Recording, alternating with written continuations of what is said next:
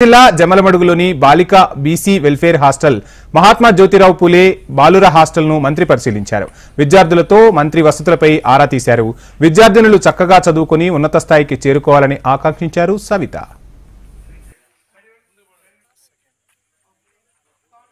నా బడుగు బడిగిన వర్గాలు అని చెప్పి ఓట్లు వేయించుకున్నారు. ఓట్లు వేయించుకున్న చోట బడుగు బడిగిన వర్గాల పిల్లలు చదువుకుంటున్నారు.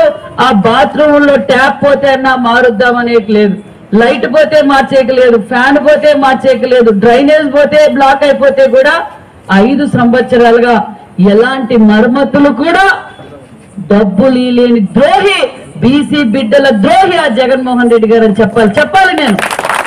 ఎందుకంటే నేను తిరిగాను, ఎక్కడ పోయినా ప్రిన్సిపల్స్ ని ఈడీలు అడిగితే మేడం మేము ఏం చేయమంటారు మేడం, డైట్ బిల్లు కూడా ఇవ్వలేదు, 11 నెలలు ఆ 11 డైట్ బిల్లు కూడా ఇవ్వలేదు మేడం, మేము ఏం చేయాలా అన్నారు.